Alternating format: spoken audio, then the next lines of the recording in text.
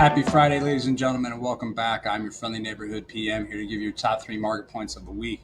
Now, as you can probably tell, we are gearing up for playoff baseball here in the office as the Kansas City Royals are set to face off against the New York Yankees in the ALDS. Now, we can probably talk more about that later, but I know you want to get to your 3 points so you can get out of your weekend. So, without further ado, at point number 3, it was the U.S. dock workers strike. So, U.S. dock workers in the Gulf as well as the East Coast elected to go on strike earlier this week, pushing for more pay of roughly 62% over the next 6 years, as well as some protections against automation and job reductions in the coming years.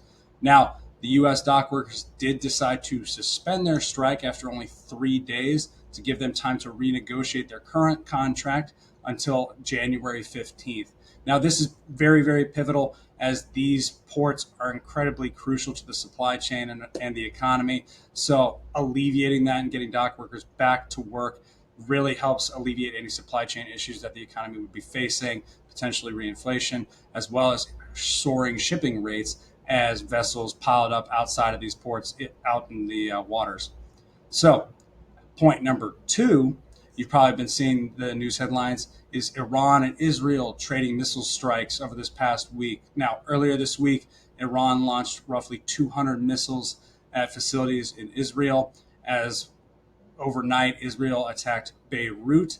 Now, this is all stemming from Israel continuing to eliminate Iran-backed Hezbollah targets.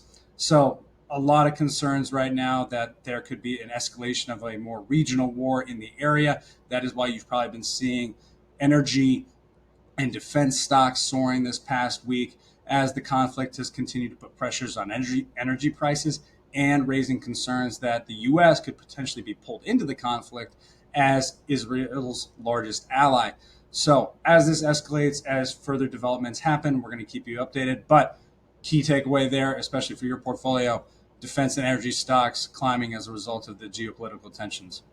And then finally, point number 1, maybe not as much market sensitive, but one thing I wanted to highlight, obviously Hurricane Helen, that went ahead and tore through western North Carolina as well as eastern Tennessee.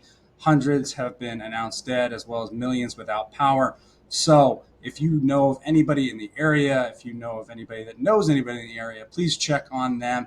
And if you do feel so inclined, we're going to put a link here in the graphic if you feel inclined to donate. But please keep those in your thoughts. It's an incredibly devastating natural disaster. So we're going to keep everybody updated here as further developments happen.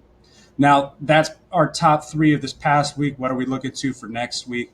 Well, next week, it's probably boring at this point. You guys have heard me say it a ton of times, but it's going to be inflation data. As always, because we want to keep on track as to how the Fed is going to be analyzing future rate cuts or rate hikes. So we're going to keep you updated on that next week. So that pretty much does it for this week's video. As always, if you have additional questions, please reach out to your financial advisor or dig into the written weekend review. But as always, please try and go and enjoy your weekend. And we'll see you the same time next week. Thanks again. Bye.